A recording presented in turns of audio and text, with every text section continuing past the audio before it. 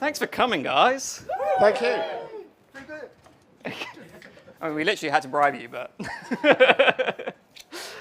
thank you all for coming. We're going to be doing a talk on big wave canopy formations today. We're looking to build to break the current 100-wave world record, which was set in 2007, this year, hopefully. And so we just want to talk a little bit about it. I think quite a lot of the audience do seem to know us, but maybe if we don't. My name's Marcus. I am part of the Airspace Invaders British National Championship winning team. I have 2,000 skydives, roughly thereabouts. I'm also the UK country captain for the current world record push. And I've been on some of the sequential world records, which we'll talk about, a little bit about today, but have been part of the build-up to the current record push, where we're looking for the largest single-point record formation. Unfortunately for me, I am in last place currently in the Airspace Invaders Team Cutaway League, so it's not all good news for me. But yeah, that's a little bit about me. And I'm Charlie. I've got 1,200 jumps, roughly. Also part of Airspace Invaders, national winner, etc. I attended the last two world record camps as a participant, and I'm currently in joint first place in our Team Cutaway League. Winning. Yes, yeah. Well, you got the most, right? So the aims of our presentation, we want to showcase a little bit about how these big wave CF skydives actually happen. And we're also going to talk a little bit about some of the upcoming record camps. I know there's a lot of people here who do CF, maybe some people who don't as well. So hopefully there's a little bit of something for everyone. We also want to share a bit of the event participation criteria. So what are some of the things that the organising team are looking for when they're making selections? And most of all, I want to see more British jumpers involved. So we're going to be talking a little bit more about how we can get more folks to participate. Our goal, we're looking to set 106-wave formation or bigger in 2025. And there's also discussions about how we can even progress beyond that as well.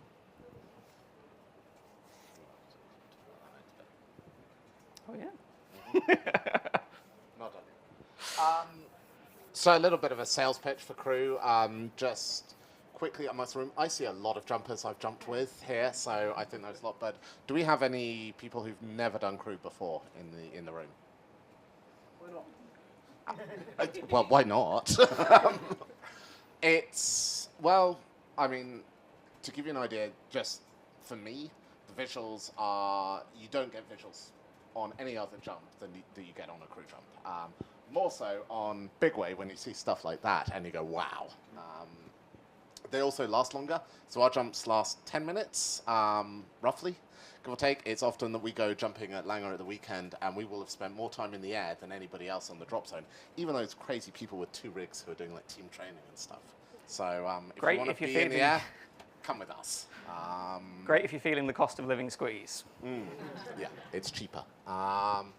It's also like physical and demanding, but not too much. It's accessible to everybody. And yeah, I just love it. So do crew. Those that haven't thinking about it. But particularly big wave crew. It's scary, but it's also some of the most exhilarating fun that you can have. Some of these formations really feel like they're alive. There's a lot of movement in them. And it's kind of the only thing that's really made me feel a little bit more like that first jump feeling that you get with it. So, just out of curiosity, just go back one. How big do you think that actual formation is in like real terms? 50. Like, height-wise. Well, it's pretty big. Marcus, roughly? I don't actually know the number, but I know where you're going with this. So it's about the size of a 747 wing,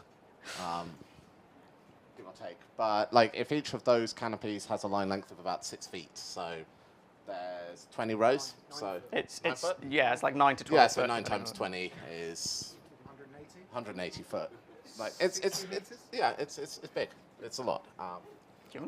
They're big enough to, so this one, the 100-way when it went, it was big enough to actually show up on radar at Orlando International Airport.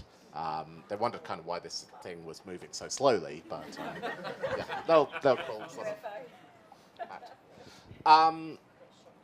little bit of history, kind of how we got here and how records in crew has been around. Crew's quite an old discipline. People have been deciding to smash canopies together for quite a while. All the way back in the 80s, the Royal Marines in the UK in Dunkeswell broke or set a record for the largest stack formation ever done, 24-way. That's, I think, a photo of it. That still stands. No one has broken that, and is still currently the UK record. Since then, there were multiple records broken in the 90s. The current women's world record was made in 1997 as a 25-way. And then in the early 2000s, we had a push with 70-way, 85-way, and then the 100-way in 2007, which is current world record. Just a nod, we had 6 UK jumpers on that who turned up and took part. The names are there. And yeah, some of them are still all jumping, so, which is really cool. I think it's kind of cool as a participant in these records. Like, a lot of those folks were our mentors on previous records, so it's kind of a bit of a changing of the generations as well, with us kind of taking a bit more of a lead with it. Yeah. More recently, we have been doing some sequential records, so partial break formations, 54-way and then 65-way. And that's effectively been allowing us to train for the large single point formation, so build those skills whilst also still sort of having a record or some sort of carrot on there to keep going. And yeah, last year, 2024, we had the biggest single point formation that has been built since 2007, which was 81-way, which is really cool. We both got to be parts of those jumps, and terrifying, but awesome. So how do these big formations get built? They predominantly start with diamonds for stability. There are a whole other host of different formations that you can do with crew, but the diamond is pretty much the most stable. So it's good for big wave because we're trying to scale things up. You'll see from the graphic here, essentially we start with a pilot who's the canopy at the top, and then you've got the 3 other canopies below to form the full wave diamond base. And then as the formation grows, using my fancy graphics, Charlie did those. I'm terrible at PowerPoint. You can see we add on basically wings on the outside of the formation, and it grows out progressively from there. So the first few rows, kind of small, but as we get onto these much larger formations, they start to knit together really, really quickly. And you can see from the next graphic a little bit there how the next row comes on. You've also got different slots in the formation. So the jumpers on the outside there. So if you take a look at the yellow canopy, you got the stick? Yellow canopy on the left, this is known as a wing, and then you've got the canopy below it, which is the lockup. I just got offered an axe. I mean, we're crew jumpers, but we're yeah.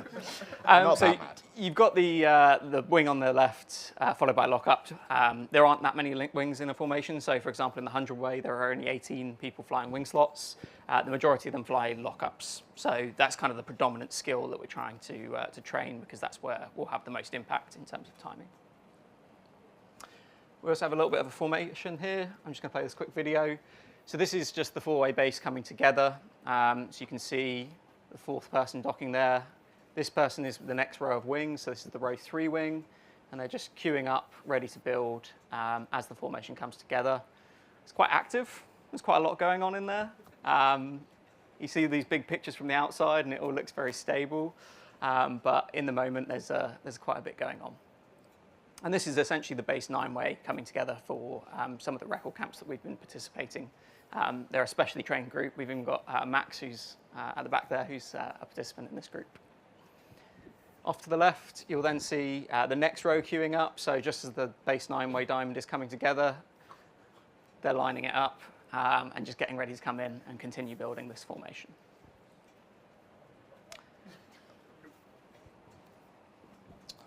So while it looks chaotic in the video, there's quite a lot of planning and engineering that goes into this. Little bit of numbers. So to actually get this done, we all jump at the same wing loading. generally 1.3 is the standard. We do vary it up and down a little bit beyond that, but 1.3 is our standard. Thank you.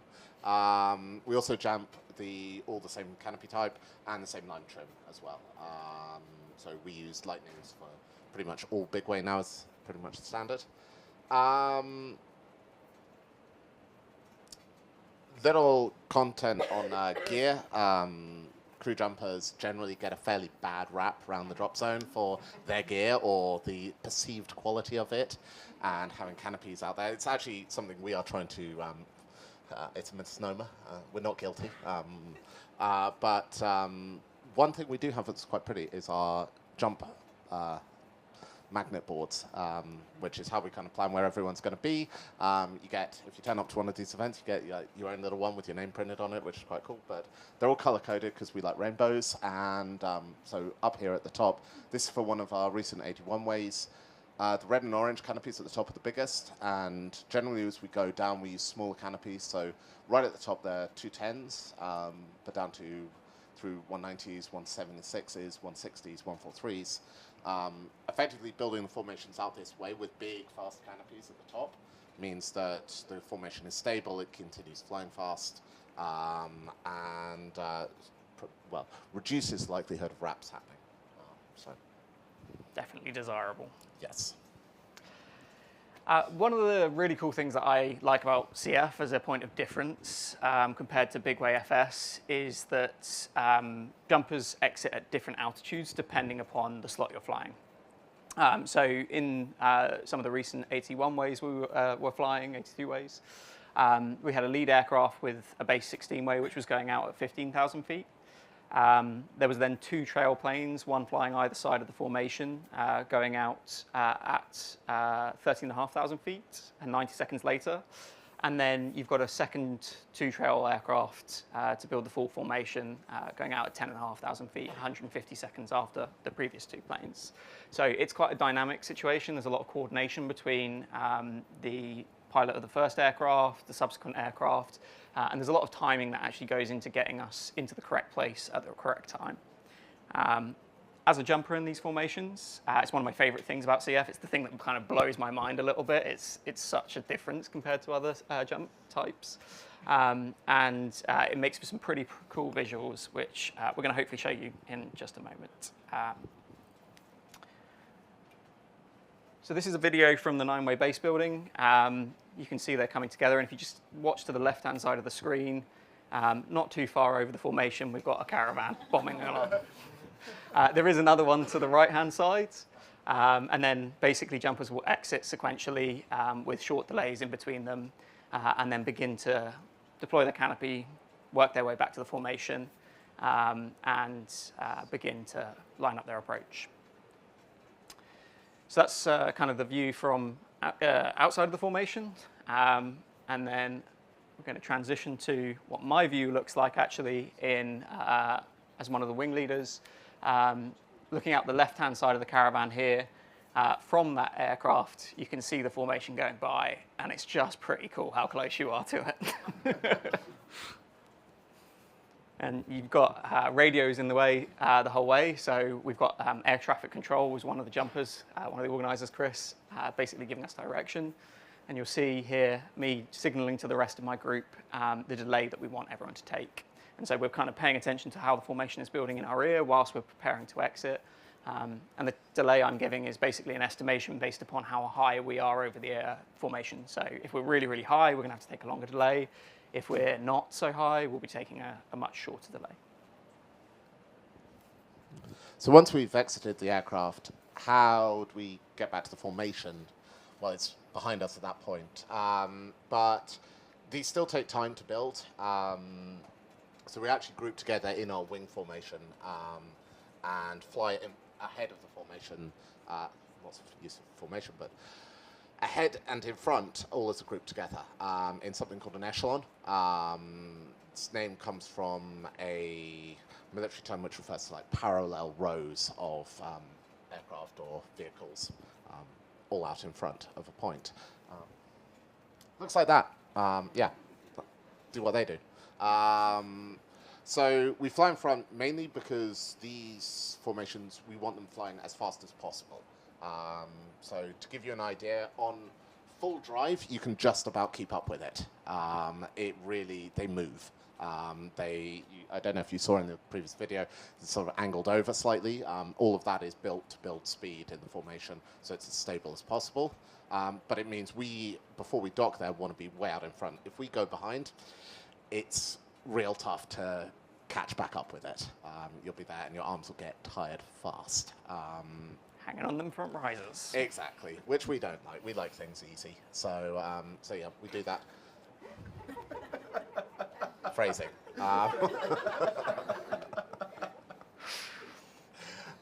Train of thought.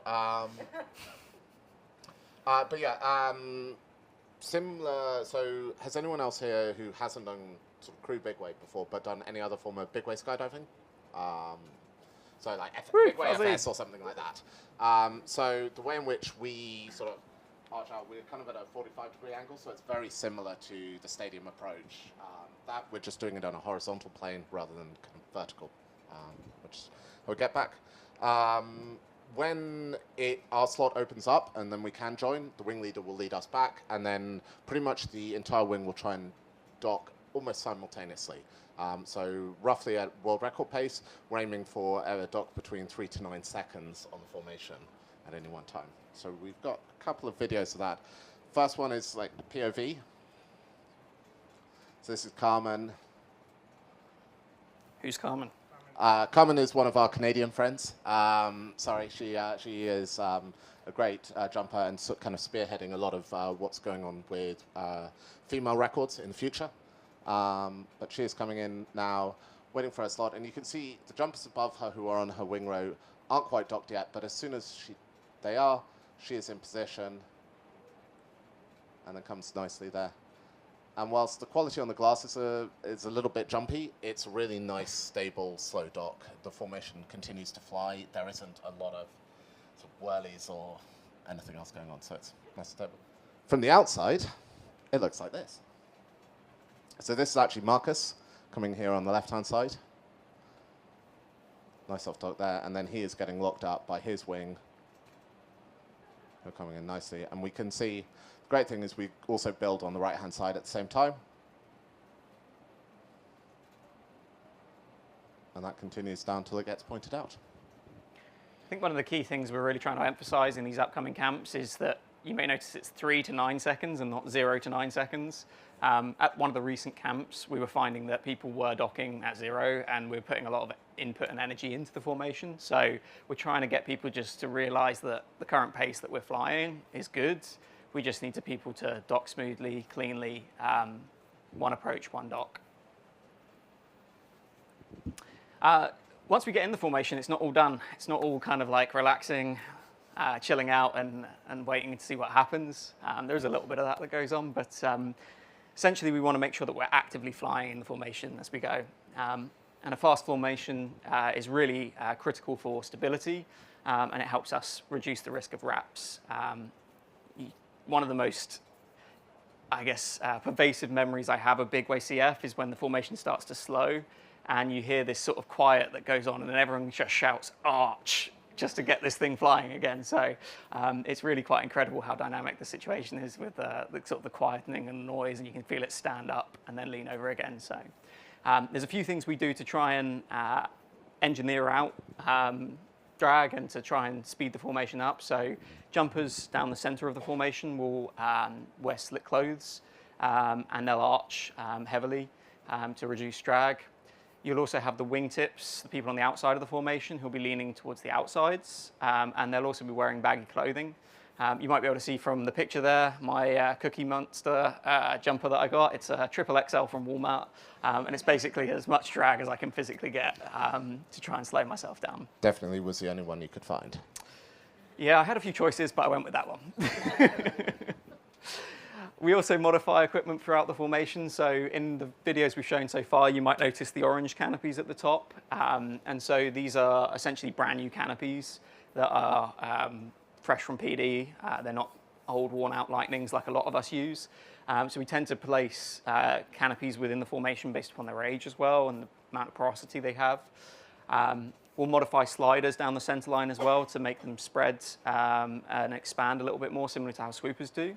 And you'll even see in the base four-way, there's other further custom modifications to the sliders to make those canopies fly really, really fast and keep this formation flying healthy. So we've got a little video of what it's like to be in the middle of this wall of canopies. So you can see everyone here's looking up, arching. I'm going to have a quick pan around. And right towards the end, you can actually start to see it starts to slow up a little bit, and you can see the bottom of it cupping forwards. This is what we're trying to avoid, because that's kind of the point where things start to funnel and wrap. So really trying to focus and emphasize the importance of keeping things flying fast. We get to the end of the formation and we built it. We then need to break off. Break-offs are a critical part of any big-way skydive, whether it be FS, FF, the whole lot. In crew, just exactly the same. Anyone who's seen us on the drop zone on the ground, practicing or dirt diving our jumps, you'll notice that we're quite loud. We tend to shout a lot. And for smaller bigways, we use voice communication, and it's one of the great things about crew, being able to just hear everybody and hear talking. If you get 80 people shouting all at the same time, it gets a bit confusing. So on the larger formations, we use radios. We actually use single way, so the only talk function is either the pilot or, for the bigger ones, Chris, who's managing everything, sort of just behind from the camera slot, telling people when to come in.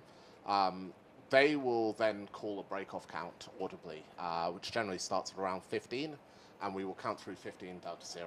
And much like bigger FS jumps where we'll have sort of people leave before the final break off and move off in tracking groups, we do the same but with wings. We call it a starburst. So generally, and here is a little video of it. Thank you. So here we are almost at an 81 way. These two guys who are leaving early hadn't quite docked yet when the break-off came, so we drop those and they get out of there fast. But then the wings peel off all one by one, and they are turning sort of between 90 to almost 180 degrees on the early ones, till we drop to a 25 way, and then we perform a starburst where everybody drops grips at the same time. So that is the safest. It looks pretty, but it's also the safest way to sort of get into clean air all away from each other. You sometimes see in a lot of smaller crew formations, you'll talk through the concept of breaking it down, which is basically where you break it down from the bottom up to the top. When we get to formations of this size, it really becomes quite impractical to do that because we've just got so many jumpers there, and because these jumpers build in rows, it makes sense to break them off in the same manner as well. So we try and structure it in that way. So how can we get more people involved? At our recent camp, I think we had 125 people in total who were attending. It is an invitational-only event, so that's not the sum total of crew jumpers everywhere. Odds are it's starting to become an oddly popular discipline. I think we had 10 British jumpers there, and essentially the format of the event, as we've been doing it for the last few years, has been that we have kind of like a core group who start work on the sequential records, and then we have smaller 16-way formations alongside, working on some of the fundamental skills that will help them be a part of the bigger records one day. And so through the week, we typically start with a few of these sequential records, and then we'll progress on. I don't think that's going to be the format this year because we're going for the single point record, but I think pretty much everyone who wanted to have a shot at this, who attended as part of the smaller groups, got to have a go at one of these bigger 82-way formations. And these are some of the biggest formations. In fact, they are the biggest formations that have been flown since 2007. So it's a pretty rare opportunity. I'd really love to encourage more British jumpers to get involved. It's fantastic to see the level of representation we have at an international level. I think we're the third biggest country now that we're contributing to these record efforts. And I'd just love to keep seeing more and more people get involved. And, a few people have been asking about a British record. If we're going to do that, we need the skills to be able to fly at this level. And so maybe it's a good way of building that skill level to the point where we can have another crack at that 24 stack that Charlie was talking about at the start. So, for mainly CF jumpers, but for anyone who's looking to attend to get onto these records, we do have selection camps going on. Here are the events and dates through the year. Most are in America or Canada, which is a great opportunity for a holiday, if you're looking at. But we do have one event in Europe as well, in Poland, through the year. For anyone who's looking to attend, best way to build skills for this is actually flying in small groups. Two-way and four-way build every single skill you need to be able to perform in these big way events. Training, if people who want to go for this, who want to take part, want to get involved, or even just find out more, if you're looking, put a team together. We also have the national states here. Anybody looking to put a team together who is looking for training, airspace is available, and we are really willing to train kind of any team who wants to try four-way, try two-way. Come and speak to us, and we'll get you on that plan and talk about how that then can come into big way. Which is really cool. We'll also be doing some load organising throughout the year. We do have the national states wrong because they just got corrected, didn't they? Don't look at those dates, not these dates, but other dates that are on the I think website. it's 20th to the 22nd. Thank you, Helen. 20th to 22nd. Moving swiftly onwards. So, what are organisers actually looking at when they're looking at people to attend their first selection camps? The first thing to recognise is that these events, they're not your average boogie. They are a bit more organised, there's a little bit more focus, and we're essentially pushing the envelope of big way CF skydiving. So taking personal responsibility is super important. Organisers are looking for people who are safety oriented, first and foremost. Again, pointy edge of skydiving. Big way as a theme across any discipline tends to be some of the most dangerous skydives that go on, and so first and foremost safety is critical. We're also really looking for people who are open to feedback. Can you look at your own performance, recognise when you could have made improvements, and then implement that feedback? It's surprising how often that one crops up. We're also looking for people who make good decisions under pressure. Quite a lot going on, quite a dynamic scenario as you've seen in some of the videos, and so really, really important that you're able to make effective decisions and respond to situations as they arise. We're also looking for some good flying skills. So, can you fly a good echelonic technique? So can you approach from the aircraft back to the formation in a clean and efficient manner? Are you flying predictably? Are you able to do controlled sideways docks that don't put any momentum into the formation? Really, really important. And then not forgetting, once you're actually in the formation, are you contributing to its success and its health? Are you arching? Are you looking out? Are you making sure this thing flies fast?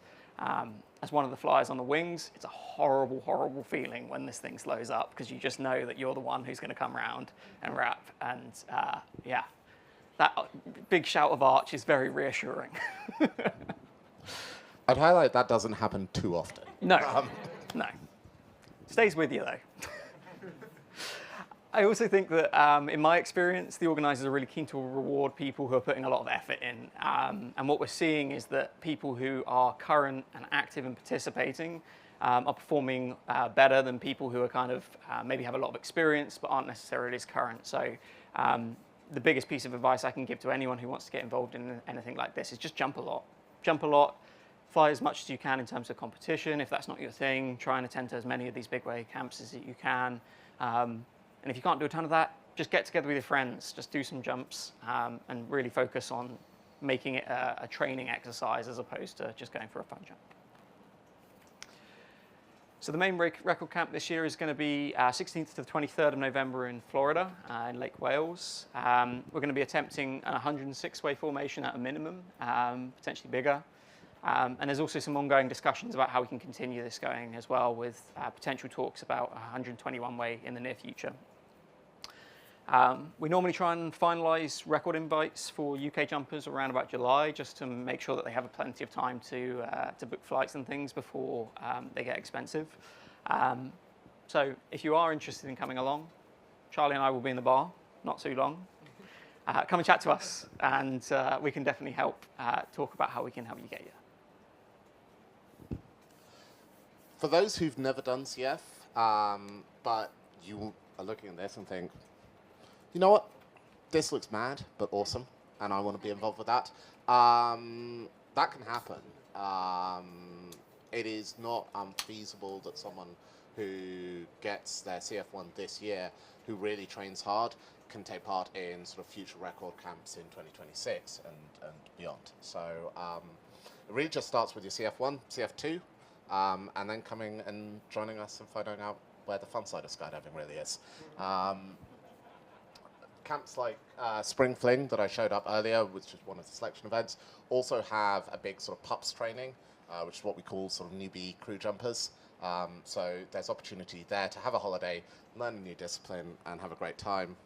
Otherwise, we will be coaching through the year as well. So yeah, come and talk to us. Some jumpers at last year's camp had only started crew in the previous 2 to 3 years. Really though, some people who've been on really big ways did their first crew jump earlier that year and still have been on sort of 25, 36 ways by the end of it. So there's massive opportunity if you want to get involved. And we're really friendly, so come. So thank you for everyone listening to our talk today. That is a wrap, pun intended. I would like to take a moment just to thank all of our photographers. There's a whole plethora of people who are behind the lens of what we do. I think it's pretty damn cool. And I'd just like to say a big thank you to Chico, Gustavo, Norman, Kent, Swoop, Daniel Lepo, and Spence and Max as well for contributing to our talk. I'd also like to say a thank you to Sunpath, who do sponsor me. Go and see Rob, he's a lovely guy. And we're happy to take any questions if you have them. We're going to have one of the recent jumps in the background playing.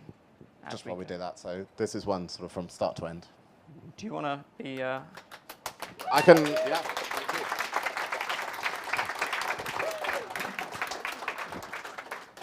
Any questions?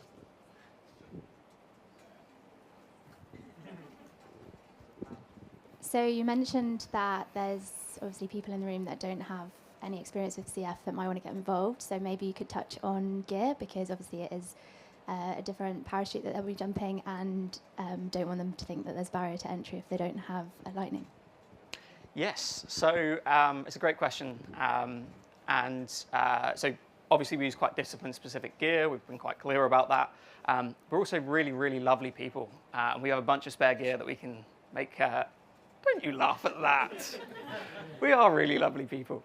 We have gear. we have gear. If you have a container, we have gear. We did originally, I want to talk about this a little bit. We did originally have a slide in this presentation that was about why we love crew, and it basically fell out on the cutting room floor. But one of the reasons that we really do love crew is the community of people. You'll find that people within the discipline are super willing and engaged with helping other people out and find their feet in this sport. I've certainly been the benefit of that. I had a cutaway at night, and I lost a canopy. Whose canopy, Marcus? It might have been the canopy I sold to Charlie about 3 weeks before, and was borrowing. But as a community, like, they have a history of really looking out for people. I was feeling pretty heartbroken at that moment, having to come back to my friend and be like, I've just shot your canopy. We crowdsourced it. When you've got 100 people at an event, it's only $20 each to basically buy a whole new canopy. So there's a whole... Yes, there was alligators, there was snakes. There was a man who threatened to shoot us in Florida. I mean, I'm kidding about that bit. You'd believe it, though.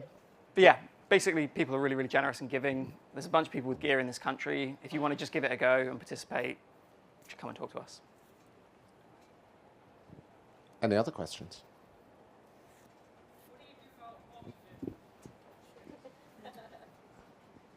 What do you do about oxygen if you're under canopy above flight level 150 and need it for more time?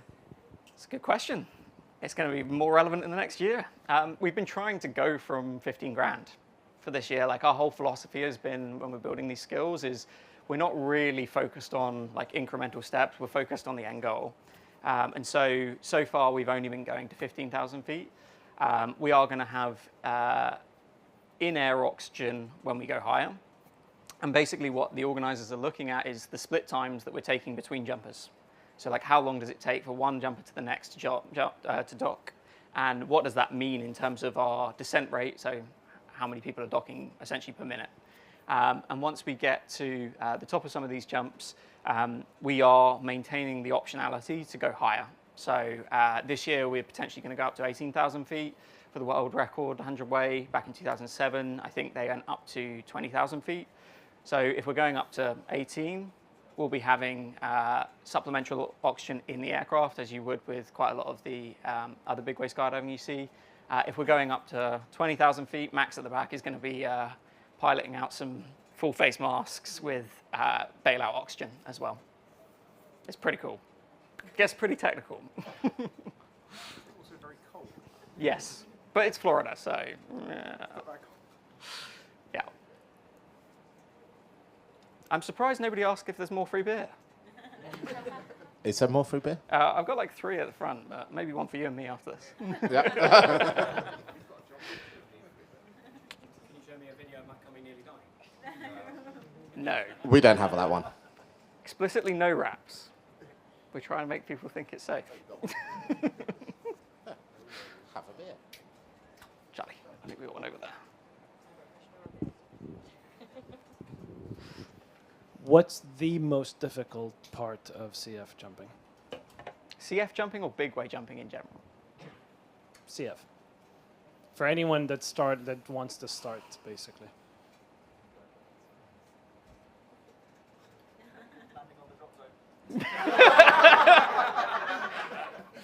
For anyone who didn't hear that, James was throwing some shade and he said landing on the drop zone. We can land on the drop zone. I think it's a very different With our environment. It's a very different environment to freefall. I try and explain it as like it's similar in some ways to tracking in that there's a vector component of direction. So you've got 3 directional movement. You've got up, down, left, right, forwards, backwards, all at once. And so I think that translating like your canopy's inputs into those different things can be quite challenging for the first time. So I think that's what I would say when it comes to crew in general. When it comes to big way, I think there's nothing specifically complex about big way, I don't think. It's about doing the fundamentals right and getting that right across 100 plus people. So much of this is really about people not making mistakes as opposed to like people having to learn some special secret skill that's incredible that other jumpers don't have. It's really just about timing, and it's about precision and practice and not putting a lot of energy into the formation, keeping things calm, and just consistently doing that over an entire skydive of 10 minutes. I guess that kind of a 12-way. Oh, it still terrifies me. You don't feel these formations, and I mean, I've done a little bit of like midway FS, but these formations feel alive. Last camp, so I'm not that green and white and black one in the middle, but that was my slot, and the thing pulls. You're sitting there and you're like this, and then it goes like that, and then you're like, I am moving, and that is just the way it is. But it's awesome. It really is. We talked a little bit about the importance of engineering earlier. We had a few jumps where we didn't quite get the engineering right. It didn't result in any wraps, but you could start to see we've got some amazing videos of the base of the formation basically lifting and losing all the tension in it. And so again, it's all of these small variables that we're trying to control to create a successful, safe skydive.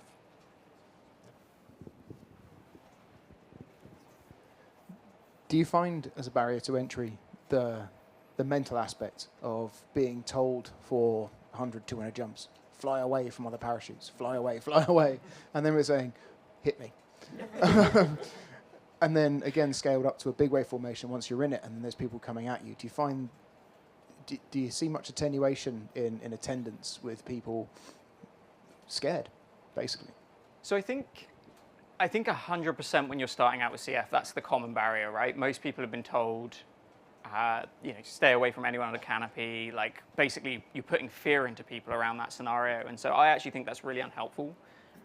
because the thing it does is that people react poorly to it. Like they have a fear response to an unusual situation when they're prompted. So I really think crew's a fantastic way of overcoming that. If you're a big way FS flyer, if you're someone who's just in a busy drop zone, like we jump at Langer, they've got 3 aircraft going all the time. Being comfortable in the pattern is so critical for safety, and CF gives you a great platform to do that in a safe environment where, generally speaking, everyone's going roughly the same direction. But yeah, I think that as a general rule, for beginner CF, there's definitely that barrier. The thing about this sort of event is most of the people here have got over that initial hurdle. And you still get scared, like for sure. I get scared. And then I find myself in the formation, and then I find myself going, well, I can't get out now.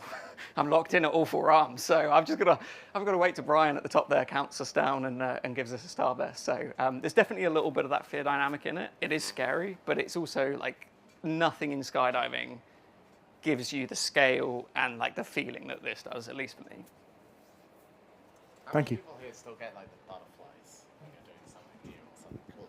It's like you're in the plane and you're just going, ooh, this. That does that, if you like that.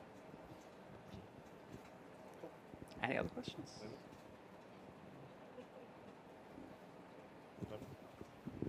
How do we get hold of you for coaching and events like this? Great question. We're all on Facebook. We're old. On Facebook. We can also do Instagram. TikTok, probably not. You might start to get some suspect doom scrolling from Charlie if you do that. So you've got to be careful. But no, all seriousness, there is a canopy formation coaching group.